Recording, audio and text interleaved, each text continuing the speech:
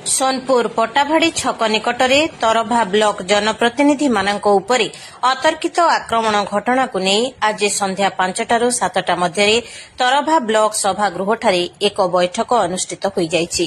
ଏହି बैठकରେ वरिष्ठ नागरिक समस्त ब्लॉक स्वेच्छासेवी अनुष्ठान जनप्रतिनिधि योगदान करथिले।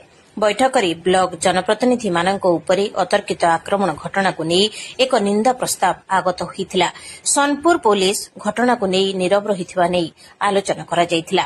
एहार प्रतिवाद रे आसंता 19 तारिख तरभा ब्लॉक एवं एनएससी को 12 घंटिया बंद पालन करिबा नहीं सर्वसम्मति क्रमे प्रस्ताव आगत होइथिला। प्रकाश थाउ कि किछि दिन पूर्व तरभा ब्लॉक रो विभिन्न समस्या को नहीं तरभा ब्लॉक निर्वाचित जनप्रतिनिधि जिल्लापाल को साक्षात करिबा जाउथिबा बेले सोनपुर पटाभाड़ी छक निकटरे सेमानक गाड़ी उपरकू ठेंगा बाड़ी साहाय्य आक्रमण करा जाइथिला। एही घटना रे किसी जनप्रतिनिधि आहत मध्य होइथिले, जहाकु नै थाना रे उभय पक्षरु अभियोग होइथिला। आज जो बैठक हेतला तार उद्देश्य कोन एकटे कहंतु।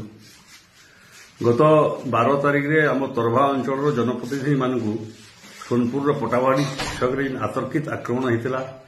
गाड़ी भंगारुजा होता एवं मरणांतक आक्रमण जेन होता तार प्रतिवाद रे गतकाली सर्वदलीय बैठक होता एवं सबु दलर लोक मैंने ये घोर निंदा कले एवं आसंता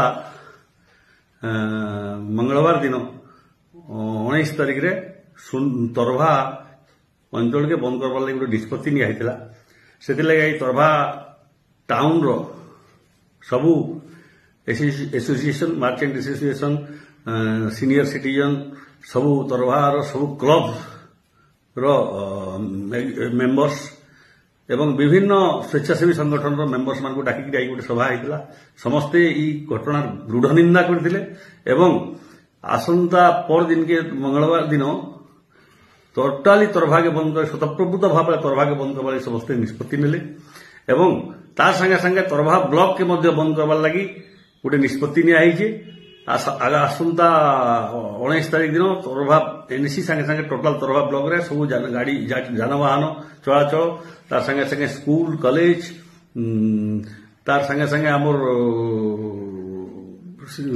विभिन्न माने अनुष्ठान सब बंद होगा केवल जरूरी सेवा व्यतीत सकाल 6 घंटा संध्या 6 घंटा पर्यंत गोटे 12 घंटिया बंद पालन होगा एवं आज सबू सदस्य जहाँ जमीन अभूतपूर्व भाव में इताके समर्थन करदे।